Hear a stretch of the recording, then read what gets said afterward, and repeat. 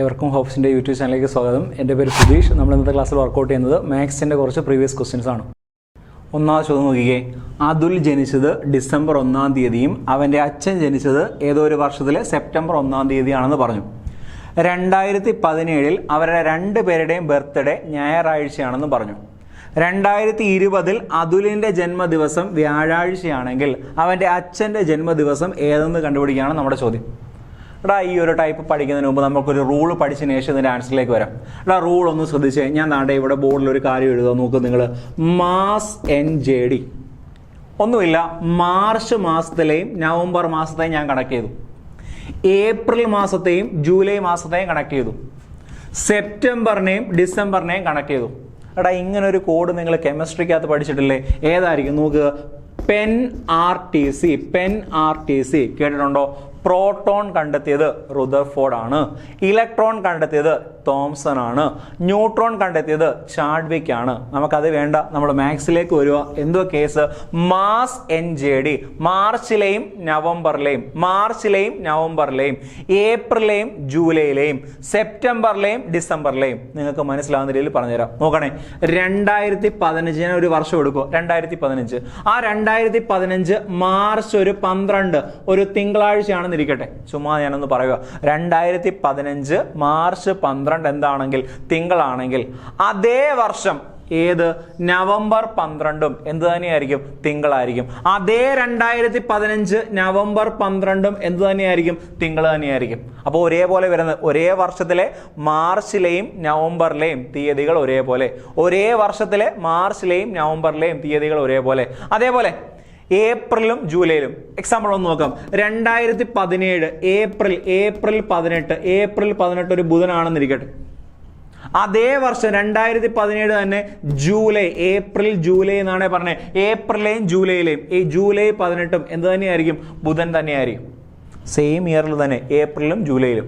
അതേപോലെ സെയിം ഇയറിൽ തന്നെ സെപ്റ്റംബറിലെയും ഡിസംബറിലെയും നോക്കാം. ഒരു എക്സാമ്പിൾ നോക്കാം. 2019 എടുക്കാം. 2019 സെപ്റ്റംബർ 5 ഒരു വ്യാഴാഴ്ചയാണെന്നിരിക്കട്ടെ. ഇവിടെ വ്യാഴം കിടക്കുന്നു ഇല്ലേ? പോട്ടെ, വെള്ളിയാക്കാം. വെള്ളിയാഴ്ചയാണെന്നിരിക്കട്ടെ. 2019 ഡിസംബർ 5 എന്ത് തന്നെയായിരിക്കും? വെള്ളി തന്നെയായിരിക്കും. ഒരേ വർഷത്തിലെ മാർച്ചിലെയും നവംബറിലെയും പിന്നെ വരുന്നത് ഏപ്രിലെയും ജൂലൈയിലെയും പിന്നെ വരുന്നത് സെപ്റ്റംബറിലെയും ഡിസംബറിലെയും. കോഡ് കിട്ടി. മാസ് NJD പെൻ RTC കണക്ക് മാസ് NJD March November April July മാറിപ്പോലത് ഏപ്രിൽ ജൂലൈ സെപ്റ്റംബർ ഡിസംബർ. ഇനി നമ്മുടെ ചോദ്യത്തിലേക്ക് പോവാ. ക്വസ്റ്റിലേക്ക് വന്നേ. എന്തോ പറഞ്ഞേക്കുന്നത്? ഡിസംബർ 1-ാം തീയതിയാണ് അതുൽ ജനിച്ചേ. ഏതോ ഒരു വർഷമാണ്, അത് വിട്ടേക്ക്. സെപ്റ്റംബർ 1-ാം തീയതിയാണ് അച്ഛൻ ജനിച്ചേ. ഓക്കെ ആണ്. സെപ്റ്റംബറും ഡിസംബറും ഒരേപോലെ അല്ലേ? ഓക്കെ ആണല്ലോ. ഇനി നമ്മുടെ ചോദ്യത്തിലേക്ക് വരിക. 2017 അവരുടെ രണ്ടുപേരുടെയും ബർത്ത്ഡേ ഞായറായിരുന്നു. നോക്കി. 2017 ഡിസംബർ 1 സെപ്റ്റംബർ 1 എന്ത് തന്നെയാണ്? ഞായർ തന്നെയാണെന്ന് പറഞ്ഞിട്ടുണ്ട്. നമുക്ക് വേണ്ടുന്നത് 2020 അതുലിന്റെ ജന്മദിനം. അതുൽ എന്നാ ജനിച്ചേ? ഡിസംബറിലല്ലേ അതുൽ ജനിച്ചേ? ഡിസംബർ 1-ാം തീയതി. 2020 ഡിസംബർ 1 എന്താണെന്ന് പറഞ്ഞു? വ്യാഴമാണെന്ന് പറഞ്ഞു. അതേ വർഷം അച്ഛന്റെ ജന്മദിവസം ഏതെന്നാ? 2020 അച്ഛൻ ഏതോ സെപ്റ്റംബർ 1 ഏത് ദിവസമാണെന്ന ചോദ്യം. 2020 ഡിസംബർ 1 വ്യാഴമാണെങ്കിൽ അതേ വർഷം സെപ്റ്റംബർ 1 ഏതാണെന്ന് ചോദ്യം. സെയിം തന്നെ അല്ലേ? സെയിം ഇയർ തന്നെയല്ലേ? സെപ്റ്റംബർ 1 വ്യാഴമാണെങ്കിൽ ഡിസംബർ 1 വ്യാഴം, അല്ലെങ്കിൽ ഡിസംബർ 1 വ്യാഴമാണെങ്കിൽ സെപ്റ്റംബർ 1 എന്ത് തന്നെയായിരിക്കും? വ്യാഴം. നമ്മുടെ ക്വസ്റ്റ്യൻ്റെ ആൻസർ ഏതാ? വ്യാഴം. ഒരേപോലെ വരുന്നത് മറന്നു പോരുത്. March November April July September December. നമുക്ക് അടുത്ത ചോദ്യത്തിലേക്ക് വരാം. നോക്കിക്കേ. താഴെ തന്നിരിക്കുന്നവയിൽ -1, -1, 2, 5 എന്നിവ അടങ്ങിയിരിക്കുന്ന ഒരു വരയിലെ ബിന്ദു ഏതെന്നാണ് ചോദ്യം. ഈ ഒരു ചോദ്യം നമുക്ക് ചെയ്യണമെങ്കിൽ ശ്രദ്ധിക്കണേ. ഇവിടെ നമുക്ക് അറിയേണ്ടത് ഈ 2 പോയിന്റ്സ് ഉണ്ടല്ലോ, അവന്മാരുടെ സ്ലോപ്പ് ആദ്യമേ കണ്ടുപിടിക്കണം. സ്ലോപ്പ് അല്ലെങ്കിൽ ചരിവ് കണ്ടുപിടിക്കണം. സ്ലോപ്പ് അല്ലെങ്കിൽ ചരിവെന്ന് മലയാളത്തിൽ പറയും. ചരിവ് കണ്ടുപിടിക്കാൻ ഇക്വേഷൻ എന്ന് പറയുമ്പം ശ്രദ്ധിക്കണേ. y2 - y1 divided by x2 - x1. രണ്ട് പോയിന്റ്സ് തന്നിട്ട് അവന്മാരുടെ എന്ത് കണ്ടുപിടിക്കണം? സ്ലോപ്പ് കണ്ടുപിടിക്കാൻ. സ്ലോപ്പ് കണ്ടുപിടിക്കാൻ എന്ത് ചെയ്താൽ മതി? y2 minus y1 divided by x2 minus x1. എടാ ഒരു പോയിന്റ് എഴുതുമ്പം ആദ്യമേ എഴുതുന്നത് ഇത് x1 ഇത് y1 എന്നായിരിക്കും. x1 y1. അടുത്തത് ഇതെന്തുമായിരിക്കും? അപ്പം x2 y2. സ്ലോപ്പ് കണ്ടുപിടിക്കുന്നത് എങ്ങനെയാ? y2 minus y1 divided by x2 minus x1. നമുക്കൊന്ന് ചെയ്ത് നോക്കാം. y2 എന്ന് പറഞ്ഞാൽ 5 അല്ലേ? 5. ചിഹ്നം ഇവിടെ മൈനസ് ഇല്ലേ? മൈനസ്. y1 എന്ന് പറഞ്ഞാൽ എത്ര? -1 അല്ലേ? -1 ഡിവൈഡഡ് ബൈ x2 എന്ന് പറയുന്നത് 2 അല്ലേ? 2. ചിഹ്നം മൈനസ് ഉണ്ടല്ലോ. x1 എന്ന് പറയുന്നത് -1 ആണല്ലോ. ഈ മൈനസും മൈനസ് ചേർന്ന് എന്തായി? അങ്ങ് പ്ലസ് ആയില്ലേ? അപ്പോൾ അവിടെ 6 എന്ന് കിട്ടി. ഇവിടെ മൈനസും മൈനസ് ചേർന്ന് പ്ലസ് ആയില്ലേ? 2 ഒന്നുകൂടെ ചേർത്ത് 3 എന്നും കിട്ടി. 6/3 എന്ന് പറയുന്നത് എത്ര എന്ന് വന്നു? 2 എന്നും കിട്ടി. അപ്പോൾ ഈ വരയുടെ ഈ രണ്ട് പോയിന്റ്സ് തമ്മിൽ യോജിപ്പിച്ചാൽ ലഭിക്കുന്ന വരയുടെ സ്ലോപ്പ് അല്ലെങ്കിൽ ചരിവെന്ന് പറയുന്നത് നമുക്ക് എത്ര എന്ന് കിട്ടി? 2 എന്ന് കിട്ടി. സ്ലോപ്പിനെ നമ്മൾ റെപ്രസെന്റ് ലെറ്റർ ആണ് m. ആ എമ്മിൻ്റെ വിലയാണ് നമുക്ക് എത്ര എന്ന് കിട്ടിയേ? 2 എന്ന് കിട്ടിയേ. m സമം 2 എന്ന് വന്നു. ക്ലിയർ ആണോ? ഒന്നാമത് സ്റ്റെപ്പേ ആയിട്ടുള്ളൂ. ഒരു 3 സ്റ്റെപ്പ് നമുക്ക് അവിടെ ചെയ്യണം. ഈ ഒരു ക്വസ്റ്റ്യൻ ചെയ്യണമെങ്കിൽ ശ്രദ്ധിക്കണേ. ഒന്നാമത് സ്റ്റെപ്പ് നമ്മൾ ചെയ്തത് ഈ രണ്ട് പോയിന്റ്സിന്റെ എന്ത് കണ്ടുപിടിക്കുന്നു? സ്ലോപ്പ് കണ്ടുപിടിക്കുന്നു. സ്ലോപ്പ് കണ്ടുപിടിക്കാൻ equation y2 minus y1 by x2 minus x1 ചെയ്ത് വന്നപ്പോൾ സ്ലോപ്പിന്റെ വില നമുക്ക് എന്തെന്ന് കിട്ടി? 2 എന്ന് കിട്ടി. സ്ലോപ്പായിട്ട് നമ്മൾ ഇടുന്ന m എന്നല്ല ഇഷ്ടം. എമ്മിന്റെ വില 2 എന്ന് വന്നു. ഇനി നമ്മളൊരു വരയുടെ സമവാക്യം എഴുതുന്നു പറഞ്ഞാൽ y = mxa പ്ലസ് b. ഒരു വരയുടെ സമവാക്യം, ഒരു ലൈനിന്റെ ഇക്വേഷൻ, ഒരു വരയുടെ സമവാക്യം ഉള്ള ഇക്വേഷനാണ് y = mxa plus b. y സമം mxa പ്ലസ് b. നോക്കാം. y സമം mxa പ്ലസ് b ആണ് ഇക്വേഷൻ. ഞാൻ നാട്ടെ ഒന്നെങ്കിൽ ഈ പോയിന്റ് എടുക്കാം അല്ലെങ്കിൽ ഈ പോയിന്റ് എടുക്കാം. ഏതെങ്കിലും ഒരെണ്ണം, നിങ്ങൾക്ക് ഇഷ്ടമുള്ള ഏതെങ്കിലും ഒരെണ്ണം എടുക്കുന്നു. അതെടുത്തതിന് ശേഷം ഇതിനകത്തുനിന്ന് ഒരു വില എടുത്തതിന് ശേഷം ബിയുടെ വില കാൽക്കുലേറ്റ് ചെയ്യുക നമുക്ക് ചെയ്യേണ്ടതിന്. നോക്കാൻ പോവാം. y ഈ പോയിന്റ് ഒന്ന് എടുക്കുവാണെങ്കിൽ 2,5 ഞാനൊന്ന് പരിഗണിക്കുക. നോക്ക് 2,5. ഇവിടെ എക്സിന്റെ സ്ഥാനത്ത് 2 ആണ്, വൈയുടെ സ്ഥാനത്ത് 5 ആണ്. ഏത് പോയിന്റ്? ഒന്നെങ്കിൽ ഇത് എടുക്കാം അല്ലെങ്കിൽ ഇത് നോക്കിയപ്പോൾ 2 നെഗറ്റീവ് കിടക്കുന്നു. അതുകൊണ്ട് ഈ രണ്ടാമത്തെ എടുത്തു. ഏതാ? 2,5. എക്സിന്റെ സ്ഥാനത്ത് 2 ആണ്, വൈയുടെ സ്ഥാനത്ത് 5 ആണ്. നമുക്കുള്ള വിലകൾ ഇതിനകത്തോട്ട് അങ്ങ് കൊടുക്കുക. ഈ ഇക്വേഷൻ ഒന്ന് കൊടുക്കുക. പറ. വൈയുടെ സ്ഥാനത്ത് 5 അല്ലേ? 5 സമം mx. എമ്മിന്റെ സ്ഥാനത്ത് നോക്കിയേ 2 അല്ലേ? അപ്പൊ 2 ഇൻറ്റു എക്സിന്റെ സ്ഥാനത്ത് 2 ഇല്ലേ? 2 ഇൻറ്റു 2 പ്ലസ് ബി എന്നല്ലേ കിടക്കുന്നത്? പറ. 2 ഇൻറ്റു 2 എന്ന് പറയുമ്പോൾ 4 അല്ലേ? അപ്പൊ 5 സമം 4 പ്ലസ് ബി എന്ന് കിട്ടി. ഈ പ്ലസ് 4നെ ഇപ്പുറം കൊണ്ടുവരുമ്പോൾ മൈനസ് ആവത്തില്ലേ? 5 മൈനസ് 4 സമം ബി എന്ന് കിട്ടി. 5 നിന്ന് 4 കുറച്ചാൽ 1 അല്ലേ? അപ്പൊ ബിയുടെ വില നമുക്ക് എത്ര എന്ന് കിട്ടി? 1 എന്ന് കിട്ടി. എന്തൊക്കെ ചെയ്തേ? ആദ്യമേ സ്ലോപ്പ് കണ്ടുപിടിച്ചു, പിന്നെ വരയുടെ സമവാക്യം എഴുതി mxa പ്ലസ് ബി. അത് നിങ്ങൾക്ക് വേണമെങ്കിൽ ഇതെടുക്കാം അല്ലെങ്കിൽ ഇതെടുക്കാം. ഏതെങ്കിലും ഒരെണ്ണം എടുത്താൽ മതി. ഞാനിവിടെ 2 നെഗറ്റീവ് ഉണ്ടായിട്ട് അതിനെ ഒഴിവാക്കി ഇവനെ എടുത്തതേ ഉള്ളൂ. അവിടെ നിന്ന് നമുക്ക് എന്തിൻ്റെ വില കണ്ടുപിടിച്ചു? ബിയുടെ വില കണ്ടുപിടിച്ചു. ഇനി ആ ഇക്വേഷൻ ഞാൻ ഒന്നുകൂടെ ഒന്ന് എടുത്തെഴുതുമോ? പറ. ഇക്വേഷൻ പറ. y സമം എമ്മിന്റെ സ്ഥാനത്ത് എത്ര ആയിരുന്നു കിട്ടിയ? 2 അല്ലേ? 2xa. അതേപോലെ തന്നെ കൊടുത്തു. 2xa പ്ലസ് ബിയുടെ വില എത്ര എന്ന് കിട്ടി? 1 എന്ന് കിട്ടി. ബി സമം 1 എന്ന് വന്നു. അപ്പോൾ ഈ വരയുടെ, ഈ കാണുന്ന പോയിന്റിന്റെ വരയുടെ സമവാക്യം ചോദിച്ചാൽ എത്ര എന്ന് കിട്ടും? 2xa plus 1. ഇവിടെ 2 കാര്യങ്ങൾ നമ്മൾ പഠിച്ചു. ഒന്നാമത്തത് സ്ലോപ്പ് എന്ന് പറയുന്നത് 2 കിട്ടി. സ്ലോപ്പ് കണ്ടുപിടിക്കാൻ equation y2 minus y1 by x2 minus x1. രണ്ടാമത്തത് ഈ വരയുടെ സമവാക്യം എഴുതാൻ പഠിച്ചു. സമവാക്യം എന്ന് പറയുന്നത് y = 2x പ്ലസ് 1. നമ്മുടെ ആൻസർ ആയിട്ടില്ല. ഈ വരയിലെ ബിന്ദുവാകാൻ സാധ്യതയുള്ളത് ഏതെന്ന് ചെക്ക് ചെയ്യാനാണ്. അതിനുവേണ്ടി ഓരോ ഓപ്ഷനും എടുക്കണം. ഫസ്റ്റ് ഓപ്ഷൻ എയിലേക്ക് വന്നേ 30, 41. ഇതിനകത്തോട്ട് ഓരോ ഓപ്ഷന്റെ വില കൊടുത്ത് നോക്കുക. ശരിയാവുന്നതേ എടുക്കാൻ പറ്റത്തുള്ളൂ. ഓപ്ഷൻ എ 30, 41 കൊടുക്കുക. എക്സ് വരുന്നിടത്ത് 30, വൈ വരുന്നിടത്ത് 41. എക്സിന്റെ സ്ഥാനത്ത് 30, വൈയുടെ സ്ഥാനത്ത് 41. ഈ കിട്ടിയ ഇക്വേഷനകത്ത് അത് കൊടുക്കണം. നമുക്ക് ഓരോന്നും ഇങ്ങോട്ടൊന്ന് ചെയ്ത് നോക്കാം. ഒന്നാമത്തെ ഓപ്ഷൻ എ എടുക്കുവാണേ y = 2xa പ്ലസ് 1 എന്നായിരുന്നു. നോക്ക്. ഇവിടെ വൈയുടെ വില 41 അല്ലേ? എക്സിന്റെ വില 30 അല്ലേ? കൊടുക്കുക. വൈയുടെ സ്ഥാനത്ത് 41 സമം 2 × 30 പ്ലസ് 1. എടാ 2 × 30 60 അല്ലേ? 60 ഒന്നുകൂടെ കൂട്ടിയാൽ 61 അല്ലേ? 41 സമം 61 ശരിയാവോ? അവിടെ ഇവിടെയും തുല്യമാണോ? അപ്പുറം ഇപ്പുറം തുല്യമാണോ? 41 സമം 61 എഴുതാൻ പറ്റുമോ? അപ്പോൾ ഓപ്ഷൻ എ അല്ല, ഓപ്ഷൻ എ കളഞ്ഞു. ഓപ്ഷൻ ബിയിലേക്ക് വരുന്നു. ഇതേ ഇക്വേഷൻ തന്നെ. ഏതാ ഇക്വേഷൻ? y സമം 2xa + 1. നോക്ക്, എക്സിന്റെ സ്ഥാനത്ത് 80, വൈയുടെ സ്ഥാനത്ത് 91 കൊടുക്കുക. വൈയുടെ സ്ഥാനത്ത് 91, എക്സിന്റെ സ്ഥാനത്ത് എത്ര? 80 അല്ലേ? 2 × 80 + 1 91 സമം 2 × 80 160, 160 ഒന്നുകൂടെ ചേർത്ത് 161. 91 സമം 161 ഈക്വൽ ആണോ? അപ്പൊ അവനും അല്ല, ഓപ്ഷൻ ബിയും അല്ല. ഓപ്ഷൻ സിയിലേക്ക് വരുവാ. ഇനി അടുത്ത് 100 201. ഇക്വേഷൻ ഒന്നുകൂടെ, y സമം 2xa + 1 എന്നല്ലായിരുന്നോ? നോക്ക്, എക്സിന്റെ സ്ഥാനത്ത് 100, വൈയുടെ സ്ഥാനത്ത് 201 കൊടുത്ത് പറയാൻ നോക്ക്. വൈയുടെ സ്ഥാനത്ത് 201, 201 സമം 2 × എക്സിന്റെ സ്ഥാനത്ത് 100, 100 + 1 201 സമം 2 × 100 200, 200 ഒന്നുകൂടെ ചേർത്ത് 201. അപ്പുറം ഇപ്പുറം സെയിം ആയില്ലേ? അപ്പുറം ഇപ്പുറം തുല്യമായിട്ട് വന്നു. ഏത് ഓപ്ഷൻ കൊടുത്തപ്പം? ക്വസ്റ്റ്യന്റെ ആൻസർ ഓപ്ഷൻ സി.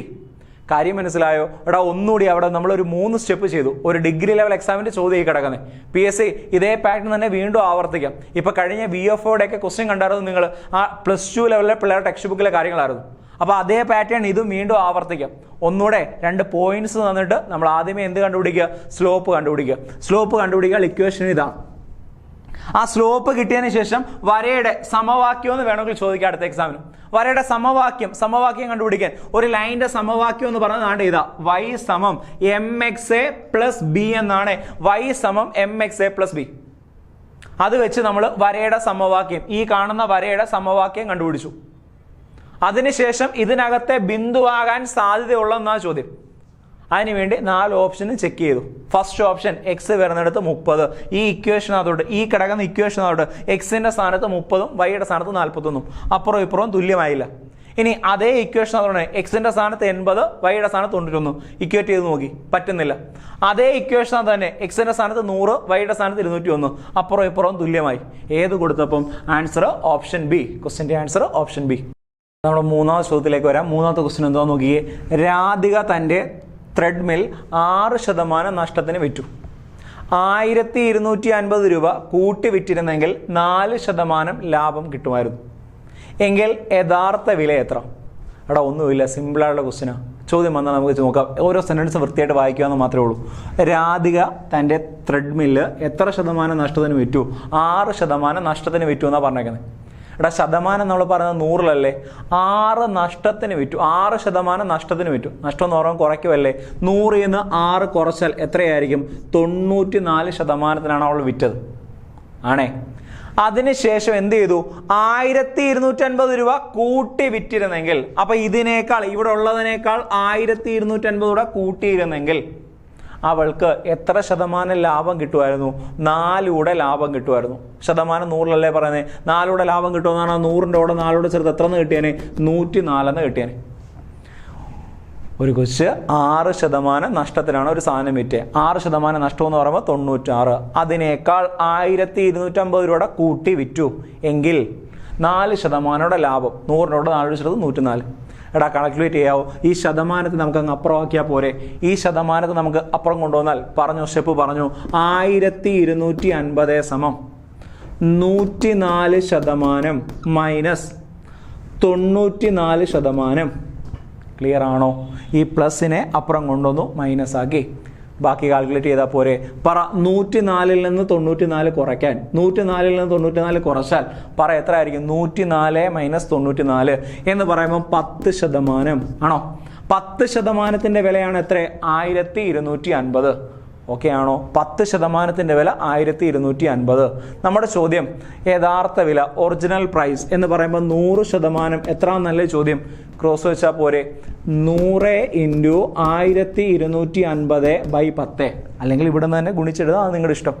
കട്ട് ചെയ്യാനുള്ളത് കട്ട് ചെയ്ത് കളഞ്ഞു. ഈ ഒരു 0 കളഞ്ഞു, ഗുണിച്ചെഴുതിയാൽ പോരെ? പറ ആൻസർ പറ. ക്വസ്റ്റിൻ്റെ ആൻസർ 12500. ആൻസർ 12500. അടുത്ത ചോദ്യത്തിലേക്ക് വരാം. ഒരു കോളേജിൽ 200 കുട്ടികൾക്ക് വിവിധ വിഷയങ്ങൾക്ക് പ്രവേശനം ലഭിച്ചെന്ന് പറഞ്ഞു. ബയോളജിക്ക് മാത്രം 56 പേര്, മാത്സ് ആണെങ്കിൽ 62 പേര്, സൈക്കോളജി ആണെങ്കിൽ 84 പേരും, ബയോളജിയും മാത്സും കൂടെ 18 പേര്, ബയോളജിയും സൈക്കോളജിയുടെ 20 പേര്, കണക്കും ഗണിതവും സൈക്കോളജിയുടെ 12 പേര്. അവർ മൂന്നിലും കോമൺ ആയിട്ട് വരുന്നത് ബയോളജിയും മാത്സും സൈക്കോളജിയുടെ ചേർത്ത് 8 പേര്. എങ്കിൽ നമ്മുടെ ചോദ്യം ഒരു വിഷയവും തിരഞ്ഞെടുക്കാത്തവരുടെ എണ്ണം എന്നാണ് ചോദ്യം. എടാ, ഈ ഒരു ചോദ്യം വന്നാൽ ചെയ്യാനുള്ള രീതി എന്ന് പറഞ്ഞാൽ ശ്രദ്ധിക്കണേ, കണ്ടുപിടിക്കേണ്ടത് ഒരു വിഷയവും തിരഞ്ഞെടുക്കാത്തവരുടെ എണ്ണം എന്നാണ് നമുക്ക് വേണ്ടത്. നോക്കിക്കേ, നാം എഴുതിയേക്കുന്ന കാര്യം ബോർഡിൽ ശ്രദ്ധിക്കുക. ടോട്ടൽ എത്ര പേരുണ്ടായിരുന്നു? 200 പേരുണ്ടായിരുന്നു. അതിനകത്ത് ബയോളജി മാത്രം തിരഞ്ഞെടുത്തത് എത്ര? 56. മാത്സ് തിരഞ്ഞെടുത്തവർ എത്ര? 62. സൈക്കോളജി ആണെങ്കിൽ എത്ര പേരാ? 84. ഇവിടെ ഞാൻ നാളെ ഒരു ടേം എഴുതിയിരിക്കുന്നു, ബി ഇന്റർസെക്ഷൻ എം എന്ന് പറഞ്ഞാൽ രണ്ടും കോമൺ ആയിട്ട് എടുത്തത് ബയോളജിയും മാത്സുമായിട്ട് എടുത്തത് 18 പേരാ. അടുത്ത നോക്കിക്കേ, ബി ഇന്റർസെക്ഷൻ പി എന്ന് പറഞ്ഞാൽ അതിൻ്റെ അർത്ഥം എന്തുവാ? ഇന്റർസെക്ഷൻ എന്ന് പറയുമ്പോൾ കോമൺ ആയിട്ട് വരുന്നതാ.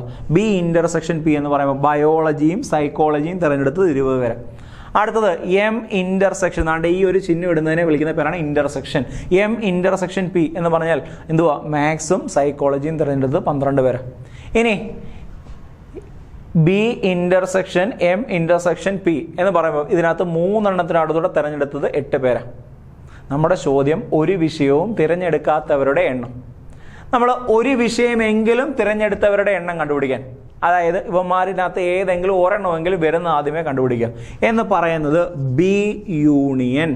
ഇതിനെ എഴുതുന്നത്, ഇത് ഇന്റർസെക്ഷൻ കോമൺ ആയിട്ട് വരുന്നത്, ഇത് ഒരെണ്ണമെങ്കിലും B union M union P കണ്ടുപിടിക്കാൻ നമുക്ക് +2 പിള്ളേരുടെ ടെക്സ്റ്റ് ബുക്കിലെ ഒരു കാര്യമാണ്. ഇത് കണ്ടുപിടിക്കാൻ ഒരു ഇക്വേഷൻ ഉണ്ട്. ആ ഇക്വേഷനാണ് നമുക്ക് പഠിക്കേണ്ടത്. ആ ഇക്വേഷൻ ഒന്ന് ശ്രദ്ധിക്കുക. എഴുതണ്ട, ആദ്യത്തെ 3 പേര് സെപ്പറേറ്റ് ചെയ്ത് ബയോളജി പ്ലസ്, രണ്ടാമത്തത് മാത്സ് പ്ലസ്, മൂന്നാമത്തത് സൈക്കോളജി. എന്താ ചെയ്തേ? Biology plus maths plus psychology. ഇനി ബാക്കിയുള്ളത് കോമൺ ആയിട്ട് വരുന്നത് കുറയ്ക്കുവാന്നേ ഉള്ളൂ, മൈനസ്. ഏതൊക്കെ? ബി ഇന്റർസെക്ഷൻ ആദ്യത്തെ രണ്ടെണ്ണം ബിയും എമ്മും ആയിട്ട് കണക്ട് ചെയ്തേ. ബി ഇന്റർസെക്ഷൻ എം, ചിഹ്നം വീണ്ടും മൈനസ് തന്നെ. ഓക്കെ, അടുത്ത രണ്ടെണ്ണം എം ഇന്റർസെക്ഷൻ പി. നോക്കിക്കോണേ, എം ഇന്റർസെക്ഷൻ പി. ഇനി ആദ്യത്തതും അവസാനത്തതും മൈനസ്. ഏതൊക്കെ? B intersection P. അപ്പോൾ എന്തൊക്കെയാണ് നമ്മൾ ചെയ്തേ? ഒന്നുകൂടെ, ആദ്യത്തെ ബി എടുത്തു, രണ്ടാമത്തെ എം എടുത്തു, മൂന്നാമത്തെ പി എടുത്തു. ചിഹ്നം ഇനി അടുത്ത ഏത് ചിഹ്നം കൊടുത്തു? മൈനസ് കൊടുത്തു. ആദ്യത്തെ രണ്ടെണ്ണം ബിയും പിയും ആയിട്ട് കണക്ട് ചെയ്തു, ബിയും എമ്മും ആയിട്ട് കണക്ട് ചെയ്തു. ഇനി പിന്നെ എമ്മും പിയും ആയിട്ട് കണക്ട് ചെയ്തു. പിന്നെ ബിയും പിയും ആയിട്ട് കണക്ട് ചെയ്തു. അടുത്തത് ഒരു ടേം കൂടെ ഉണ്ട്, പ്ലസ്. ഇത് 3 പേരുടെ വരുന്നത്. ഏതൊക്കെയാണ് 3 പേരുടെ വരുന്നത്? B intersection M intersection P. വില ഇതിനകത്തോട്ട് കൊടുക്കുമെന്ന് മാത്രമേ ഉള്ളൂ. ഈ ഇക്വേഷൻ ഒരു വാല്യൂ സബ്സ്റ്റിറ്റ്യൂട്ട് ചെയ്യാമെന്ന് മാത്രമേ ഉള്ളൂ. ഇപ്പം കണ്ടുപിടിച്ച എന്തുവാ? നമ്മൾ ഒരു വിഷയമെങ്കിലും തിരഞ്ഞെടുത്തവരുടെ എണ്ണമാണ് കണ്ടുപിടിക്കുന്നത്. പറഞ്ഞു എഴുതണ്ട. ബിയുടെ വില നമുക്കുണ്ട് 56 പ്ലസ്, എമ്മിൻ്റെ വില നമുക്കുണ്ട് 62 പ്ലസ്, പിയുടെ വില നമുക്കുണ്ട് 84. ഓക്കെ ആണ്. ചിഹ്നം മൈനസ് ഇട്ടു. ബി ഇന്റർസെക്ഷൻ എം കയ്യിലുണ്ട് 18. ചിഹ്നം മൈനസ് ആണ്. എം ഇന്റർസെക്ഷൻ പി കയ്യിലുണ്ട് 12. ചിഹ്നം മൈനസ് ആണ്, മൈനസ്. നോക്കിനി അടുത്ത ബി ഇന്റർസെക്ഷൻ പി കയ്യിലുണ്ട് 20. ചിഹ്നം പ്ലസ് ആണ്, plus. B intersection M intersection P അത് 8 എന്നുണ്ടേ. എടാ, ഇവന്റെ വില കൂട്ടാനുള്ളത് കൂട്ടു, കുറയ്ക്കാനുള്ളത് കുറച്ച്, കണക്ട് ആൻസറിലേക്ക് വന്നാൽ പോരെ. അപ്പോൾ ഇത് തമ്മിൽ കൂട്ടിയാൽ പോരെ. 56, 62, 84 കൂട്ടാനുള്ളത് കൂട്ടും, പ്ലസ് 8 കൂടെ അങ്ങ് കൂട്ടുക. എടാ, 62ഉം 8ഉം കൂടെ ചെറുപ്പം 70 ആയില്ലേ. 70ഉം 56ഉം കൂട്ടുമ്പോൾ 126 വരത്തില്ലേ. 126ന്റെ കൂടെ 84 കൂടെ അങ്ങ് കൂട്ടാനുള്ളതെല്ലാം ആദ്യമേ ചെയ്തു. ഏതൊക്കെ? 56, ഇവന് എല്ലാം കൂടെ ആദ്യമേ ചെയ്തപ്പോൾ നമുക്ക് എത്ര കിട്ടി? 210 കിട്ടി. ഇനി ഇവിടെ 18ന്റെ ചിഹ്നവും മൈനസാ, 12ന്റെ ചിഹ്നവും മൈനസാ, 20ന്റെ ചിഹ്നവും മൈനസാ. അവന്മാരെ ഒരുമിച്ച് അങ്ങ് ചെയ്താൽ പോരെ. ഒരേ ചിഹ്നം വരുമ്പം ചിഹ്നം അതേപോലെ ഇടും. ഇവന്മാരെല്ലാം കൂടെ അങ്ങ് കൂട്ടി. ഏതൊക്കെ? 18ഉം 12ഉം 30, 30ഉം 20ഉം 50. അപ്പോൾ അവിടുന്ന് 50 എന്ന് വന്നു. ഇനി പാടുള്ളവർ ഇതെല്ലാം കൂടെ കൂട്ടിയിട്ട് ഓരോന്നും കുറച്ചങ്ങ് എഴുതിയാൽ മതി. അത് നിങ്ങളുടെ ഇഷ്ടം. കൂട്ടാനുള്ളത് കൂട്ടുക, കുറയ്ക്കാനുള്ളത് കുറയ്ക്കുക, അത്രയും ചെയ്താൽ മതി, വേറെ ഒന്നുമില്ല അവിടെ. 210 നിന്ന് 50 കുറച്ചു 160. അപ്പോൾ നമുക്ക് കിട്ടിയത് എന്തുവാ? ഒരു വിഷയമെങ്കിലും തിരഞ്ഞെടുത്തവരുടെ എണ്ണം, തിരഞ്ഞെടുത്തവരുടെ എണ്ണമാണ് എത്ര എന്ന് കിട്ടിയേ? 150 എന്ന് കിട്ടിയേ.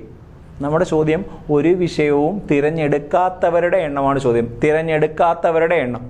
ടോട്ടൽ എത്ര പേരുണ്ടായിരുന്നു? 200 പേരില്ലേ? അതിനകത്ത് ഒരു വിഷയമെങ്കിലും തിരഞ്ഞെടുത്തവർ എത്ര പേരാ? 160 പേരാ. എങ്കിൽ ഒരു വിഷയവും തിരഞ്ഞെടുക്കാത്തവരുടെ എണ്ണം കണ്ടുപിടിക്കാൻ 200-ൽ നിന്ന് എത്ര കുറച്ചാൽ മതി? 160 കുറച്ചാൽ പോരെ?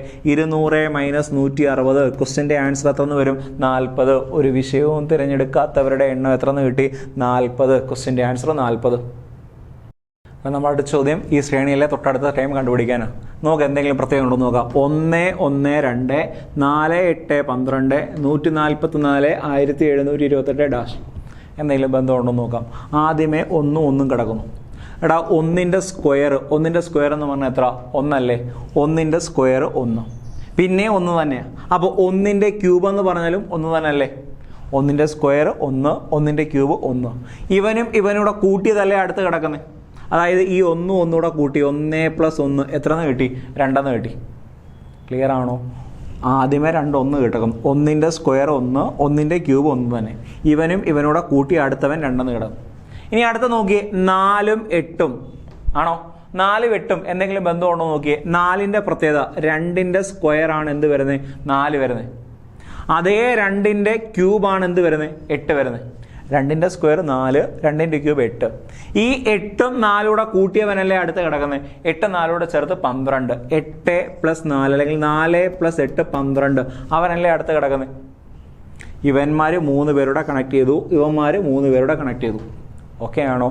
1ന്റെ സ്ക്വയർ 1ന്റെ ക്യൂബ് തമ്മിൽ കൂട്ടി എഴുതി 2. 2ന്റെ സ്ക്വയർ 2ന്റെ ക്യൂബ് കൂട്ടി എഴുതി 12. ഇനി അടുത്ത കിടക്കുന്നവന്മാർ എന്തെങ്കിലും ഉണ്ടോ നോക്കിക്കേ. ഇവിടെ 144 കിടക്കുന്നു, ഇവിടെ 1728 കിടക്കുന്നു. 144 എന്തിൻ്റെ പ്രത്യേകതയാണ്? 12ന്റെ സ്ക്വയർ അല്ലേ? 12ന്റെ സ്ക്വയർ ആണ് 144 എന്ന് വരുന്നേ. അതേ 12ന്റെ ക്യൂബ് അല്ലേ 1728? 12ന്റെ ക്യൂബാണ് 1728. ഇവന്മാർ 2 പേരുടെ കൂട്ടിയതല്ലേ അടുത്ത വരണ്ടേ? അപ്പോൾ മൂന്നാമത്തെ ഇവന്മാർ 3 പേരുടെ കണക്ട് ചെയ്യണ്ടേ? 12ന്റെ സ്ക്വയറും 12ന്റെ ക്യൂബും കൂട്ടി എഴുതാൻ എന്തിൻ്റെ കൂടെ? 1728ന്റെ കൂടെ 144 ആഡ് ചെയ്യാം. ആഡ് ചെയ്താൽ പറഞ്ഞാൽ പോരെ. 8 4 12, 4 2 6 1 7, 7 1 8 1. ക്വസ്റ്റ്യൻ്റെ ആൻസർ എത്ര കിട്ടി? 1872. ഇവിടെ വരുന്ന ആൻസർ 1872. ഓക്കെ ആയോ? നമ്മൾ അടുത്ത ചോദ്യത്തിലേക്ക് വരാം. ഒരു പ്രത്യേക കോഡ് ഭാഷയിൽ 325നെ 105 എന്ന് എഴുതിയിരിക്കുന്നു, 436നെ 137 എന്ന് എഴുതിയിരിക്കുന്നു, 547നെ 169 എന്ന് എഴുതിയിരിക്കുന്നു. എങ്കിൽ 258നെ എന്തെഴുതാൻ പറ്റുമെന്നാണ് ചോദ്യം. 258നെ എത്ര എന്ന് എഴുതാൻ പറ്റുമെന്നാണ് ചോദ്യം. ഇവിടെ എന്തെങ്കിലും ബന്ധമൊന്നും നോക്കാം. നോക്കിയേ, ആദ്യത്തേത് 3 2 5 325. അവനെയാണ് എത്ര എന്ന് എഴുതിയേക്കുന്നത്? 105 എന്ന് എഴുതിയേക്കുന്നത്. എന്തെങ്കിലും ബന്ധമുണ്ടോ നോക്കാം. ഇവിടെ അക്കങ്ങൾ 3ഉം 2ഉം 5 അല്ലേ? ഞാൻ ആ അക്കങ്ങളെല്ലാം കൂടെ ഒന്ന് കൂട്ടുക. 3 + 2 + 5 കൂട്ടിയപ്പം 3 2 5, 5 5 10 എന്ന് കിട്ടി. 105 ആദ്യത്തെ 2 അക്കം കിടപ്പുണ്ട് 10. ഇനി ഇവിടത്തുള്ള ആദ്യത്തെ 2 സംഖ്യകളോടൊന്ന് കൂട്ടിക്കുക. 3ഉം 2ഉം കൂട്ടിയാൽ 5. ഈ 10ഉം 5 ഒരുമിച്ച് എഴുതി എത്ര? 105. നോക്കിയേ, ഒന്നുകൂടെ ഇതിനകത്തെ 3 അക്കങ്ങളോട് അങ്ങ് കൂട്ടി. 3 + 2 + 5 10. ഇനി ആദ്യത്തെ 2 എണ്ണോടെ കൂട്ടി 3 2 ചേർത്ത് 5. അപ്പോൾ 10ഉം 5 നോക്കി കണക്ട് ചെയ്ത് ഒരുമിച്ച് അങ്ങ് എടുത്ത് എഴുതി 105. കൂട്ടുമല്ല, അവിടെ ഈ 10ന്റെ കൂടെ 5 അങ്ങ് എടുത്ത് എഴുതിയതേ ഉള്ളൂ. അതേ റൂള് തന്നെയാണോ ഇവിടെ നിന്ന് നോക്കാം. ഏതാ കിടക്കുന്നത്? 436 ആണോ അല്ലയോ? നിങ്ങൾ തന്നെ നോക്കുക. അക്കങ്ങളെല്ലാം കൂടെ കൂട്ടുക. 4 + 3 + 6 കൂട്ടി പറ. 4ഉം 3ഉം 7, 7ഉം 6ഉം 13. 13 എഴുതി. ഇനി ആദ്യത്തെ 2 എണ്ണം മാത്രം 4 + 3, 4 3ഉം 7, 13ന്റെ കൂടെ 7 ചേർത്തു 137. ക്ലിയർ ആയോ? ഇനി അതേപോലെ 547 വേണമെങ്കിൽ ഒന്ന് ചെക്ക് ചെയ്യാം. 547 പറഞ്ഞു നോക്ക്. 5 + 4 + 7 കൂട്ടുക. 5 4 9, 9 7 ചേർത്തപ്പോൾ 16. ആദ്യമേ 2 എണ്ണം 16 തന്നെ കിടപ്പുണ്ട്. ഇനി ഇതുകൂടെ കൂട്ടിയാൽ പോരെ. 5 + 4 ആദ്യത്തെ 2 എണ്ണം 5 4 ചേർത്തപ്പോൾ 9, 16ഉം 9 ചേർത്ത് 169. എങ്കിൽ നമുക്ക് വേണ്ടുന്ന ഏതാ? 258. ഇതേ മെത്തേഡ് തന്നെ യൂസ് ചെയ്യാം. നോക്ക്, 258. ആദ്യമേ എന്ത് ചെയ്യണ്ടേ? ഇവന്മാരെല്ലാം കൂടെ കൂട്ടുന്നു. 2 + 5 + 8, 2ഉം 5ഉം 8 ചേർത്തു. 5ഉം 2ഉം 7, 7ഉം 8 ചേർത്തപ്പോൾ 15 എന്ന് കിട്ടി. ഇനി ആദ്യത്തെ രണ്ടെണ്ണോടെ കൂട്ടണം. 2 + 5, 2 + 5 ഇവിടെ ചേർത്തപ്പോൾ 7 എന്ന് കിട്ടി. 15ന്റെ കൂടെ 7 എഴുതാൻ. 15ന്റെ കൂടെ 7 എഴുതുമ്പോൾ ഏതാ 157 എന്ന് വരും. 157. 15ന്റെ കൂടെ ആ 7 അങ്ങ് എടുത്ത് എഴുതുന്നേ ഉള്ളൂ. അത് വരരുത്. ഓപ്ഷൻ ഏതാ? ഓപ്ഷൻ. അടുത്ത ചോദ്യത്തിലേക്ക് വരാം. 3/0 + 3/1 + 3/2 + 3/3 + 3/4 = x² ആണെങ്കിൽ എക്സിന്റെ വില എത്ര എന്നാണ് ചോദ്യം. ഇവിടെ വേറെ വഴിയൊന്നുമില്ല. ജസ്റ്റ് വാല്യൂ സം സബ്സ്റ്റിറ്റ്യൂട്ട് ചെയ്ത് മാത്രമേ ഉള്ളൂ. ഏതൊരു സംഖ്യയുടെ മേളിൽ 0 വന്നാൽ എത്ര? 1 ആണെന്നറിയാം. 1 + 3/1 എന്ന് പറഞ്ഞാൽ 3 തന്നെയല്ലേ. 3ന്റെ സ്ക്വയർ എന്ന് പറഞ്ഞാൽ 9 തന്നെയല്ലേ. 3ന്റെ ക്യൂബ് 3 × 3 × 3 എന്ന് പറയുമ്പോൾ 27 അല്ലേ. 3നെ 4 പ്രാവശ്യം ഗുണിക്കാൻ 3 × 3 × 3 × 3 ചെയ്യുമ്പം 81 അല്ലേ. ഏതൊരു സംഖ്യയുടെ മേളിൽ 0 വരുമ്പോൾ 1. 3/1 3 തന്നെ. 3ന്റെ സ്ക്വയർ 9. 3ന്റെ ക്യൂബ് 27. 3 4 പ്രാവശ്യം ഗുണിക്കാൻ 3 × 3 × 3 × 3 അങ്ങനെ 81. സമം എന്തെന്നാ കിടക്കുന്നത്? x² എന്നാ കിടക്കുന്നത്. ഇവന്മാരെല്ലാവരുടെ കൂട്ടിയാൽ പോരെ. കൂട്ടുന്ന ലോജിക്ക് നോക്ക്. 81ഉം 9ഉം കൂട്ടിക്കൂടെ 90. 27 3 30. 90 30 120ആയി. 120 ഒന്നുകൂടെ ചേർത്ത് 121. 121 സമം x². 121 എന്തിന്റെ സ്ക്വയർ ആണെന്ന് എടുക്കാൻ. 121 എന്തിന്റെ സ്ക്വയറാ? 11ന്റെ സ്ക്വയർ ആണെന്നതില്ലേ. 11ന്റെ സ്ക്വയർ സമം x².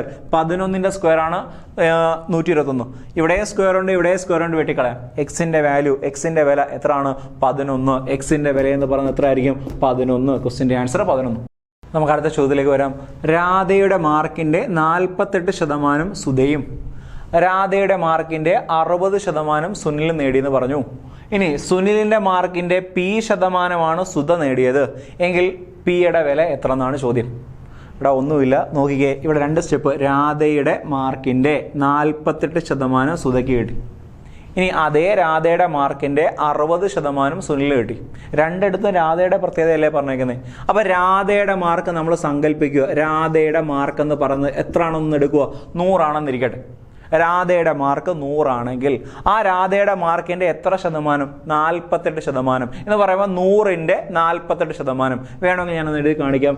100ന്റെ 48% എന്ന് പറയുമ്പോൾ 100 × 100 × 48. ഈ 2 0 2 0 കളഞ്ഞാൽ 1 × 48 എത്ര തന്നെ? 40. അപ്പോൾ ആർക്ക് കിട്ടിയത്?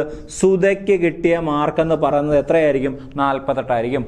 100ന്റെ 48% എന്ന് പറയുമ്പോൾ 48 തന്നെ. ഇനി അതേ രാധയുടെ മാർക്കിന്റെ 60% ആർക്ക് കിട്ടിയേ? സുനിൽ. 100ന്റെ 60% എന്ന് പറയുമ്പോൾ 60 തന്നെയല്ലേ. അപ്പൊ സുനിലിന് കിട്ടിയ മാർക്ക്, സുനിലിന് കിട്ടിയത് എത്ര? 60. ഇവിടെ വന്നത് മനസ്സിലായോ? വേണമെങ്കിൽ എഴുതി കാണിക്കാം. രാധയുടെ 100ന്റെ എത്ര ശതമാനം? 60%. 100ൽ 60. അങ്ങനെ ഈ 2 0 2 0 കളഞ്ഞു. അങ്ങനെയാണ് 60 വരുന്നത്. അത്രയേ ഉള്ളൂ. നമുക്ക് രാധയുടെ മാർക്ക് നമ്മൾ സങ്കല്പിക്കുക 100 ആണെന്ന്. എങ്കിൽ സുധയുടെ മാർക്ക് 48%. അതുകൊണ്ടാണ് 48 എഴുതി. സുനിലിന്റെ മാർക്ക് രാധയുടെ 60% എന്ന് പറയുമ്പോൾ 60 തന്നെ. 3 പേരുടെ മാർക്ക് നമുക്ക് കിട്ടി. ഒന്നാമത്തെ ആളുടെ രാധയുടെ 100, സുധയുടെ 48, സുനിലിന്റെ 60. ഇനി അടുത്ത സെൻസിലേക്ക് വരാം. നമുക്ക് വേണ്ടുന്നതിലേക്ക് വരാം. നോക്ക്. സുനിലിന്റെ P% ആർക്ക് കിട്ടിയേ? സുധയ്ക്ക് കിട്ടിയേ. സുനിലിന്റെ മാർക്ക് എത്ര ആണെന്ന് എടുത്തിരിക്കുന്നത്? 60 അല്ലേ. 60ന്റെ എത്ര ശതമാനം? P%. 60ന്റെ P% എന്ന് പറയുമ്പം 60 × 100ൽ P. അതാണ് ആരുടെ മാർക്കെന്ന്? സുധയുടെ മാർക്കെന്ന്. സുധയുടെ മാർക്ക് എത്ര? 48. എടാ എന്തു എഴുതിയ സെന്റൻസ് മനസ്സിലാക്കുക. സുനിലിന്റെ P% ആർക്ക്? സുധയ്ക്ക്. സുനിലിന്റെ മാർക്ക് 60 ആയിരുന്നു. 60ന്റെ P% എന്ന് പറയുമ്പോൾ 100ൽ P സമം സുധയുടെ മാർക്ക് 48. നമുക്ക് എന്തിന്റെ വില കണ്ടുപിടിക്കാൻ? പിയുടെ വിലയല്ലേ. ഈ താഴത്തെ 100 മേളിൽ കൊണ്ടുവരാം, മേളത്തെ 60 താഴെയാക്കാം. പറ. P സമം ഈ 100നെ ഹരിക്കുന്ന 100നെ അപ്പുറം കൊണ്ടുപോകാൻ ഗുണിക്കാൻ. 48 × 100.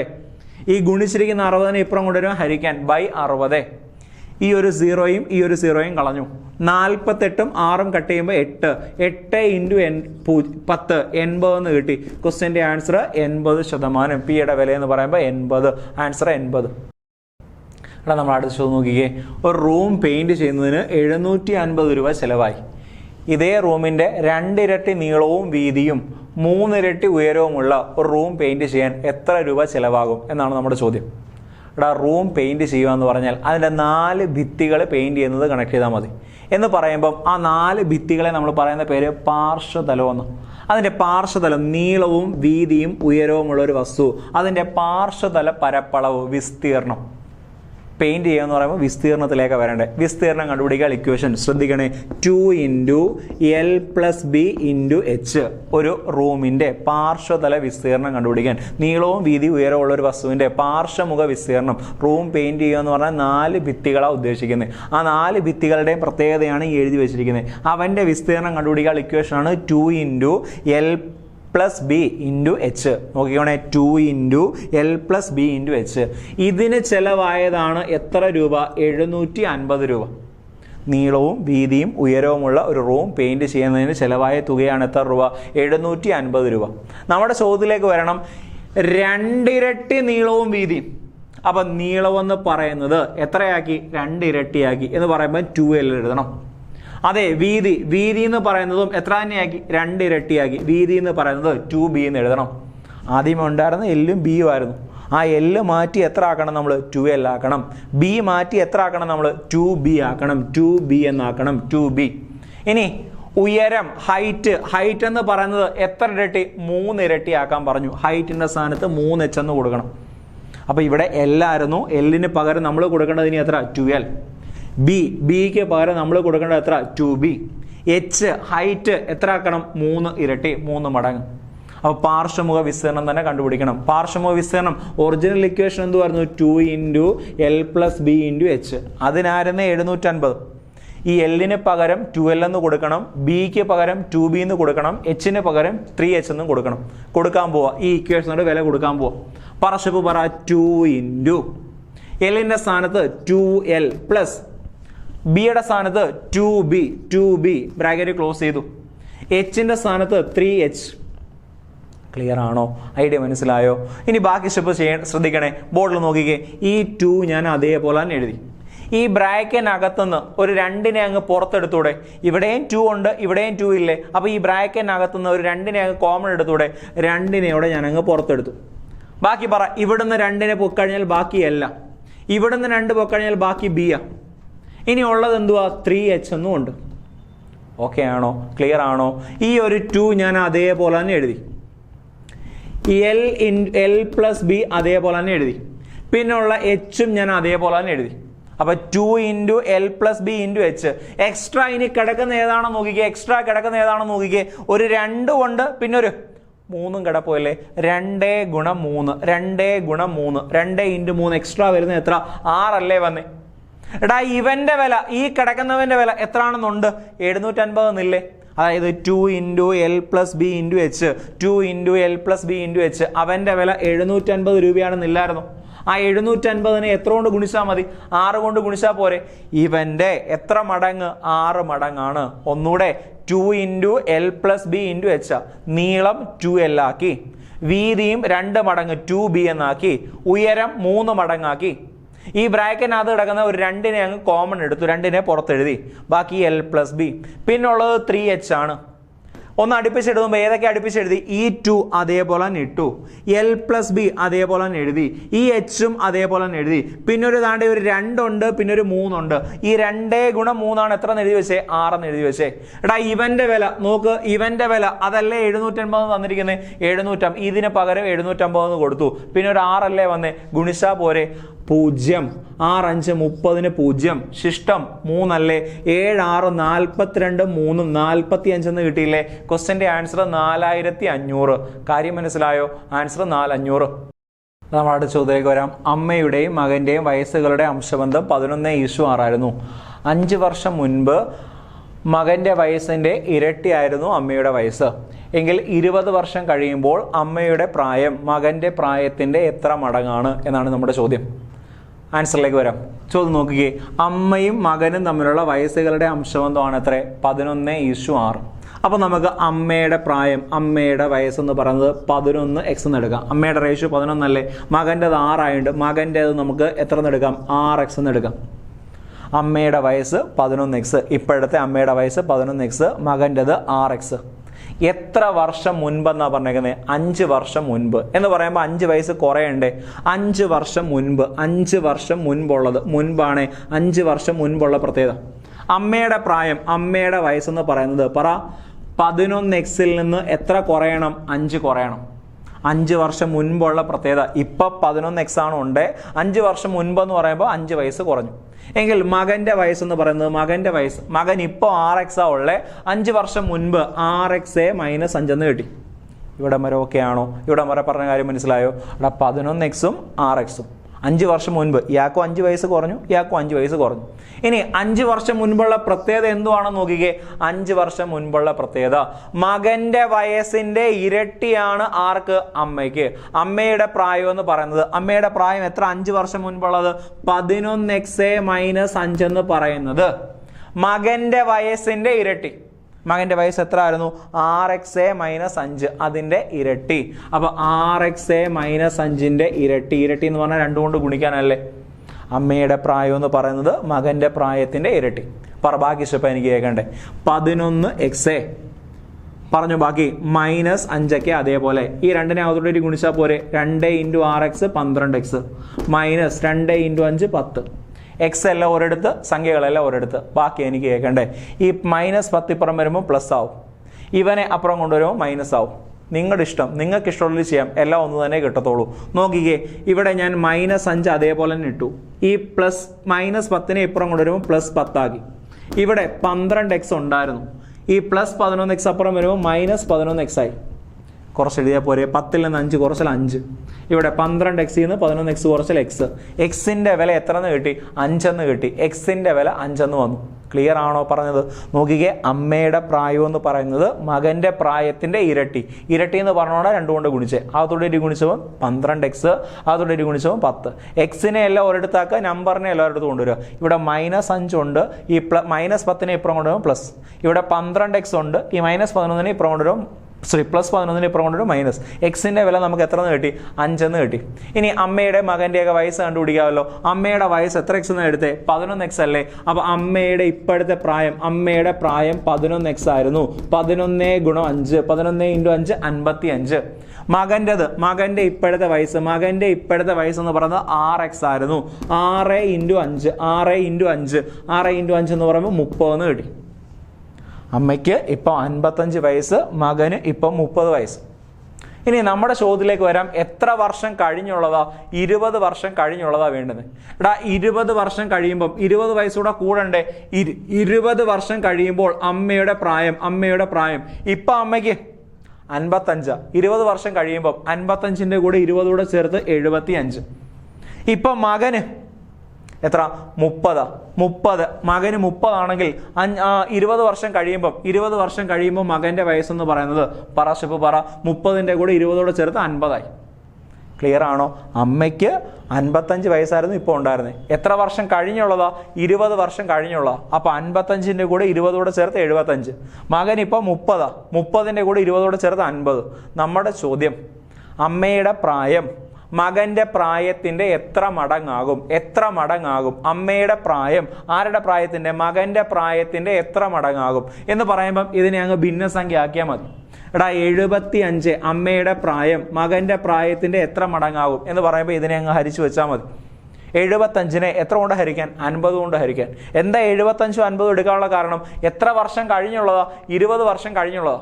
20 വർഷം കഴിഞ്ഞുള്ളത് അമ്മയുടെ 75ഉം മകൻ്റെത് 50ഉം. അപ്പോൾ 75നെ എത്ര കൊണ്ട് ഹരിച്ചാൽ മതി? 50 കൊണ്ട് ഹരിക്കുമോ? അതെങ്ങനെ? ഇവിടെ രണ്ടും 25ന്റെ ഗുണിതങ്ങളല്ലേ. പറ, 75നെ 25 കൊണ്ട് ഹരിക്കുമ്പോൾ 3 എന്ന് കിട്ടും.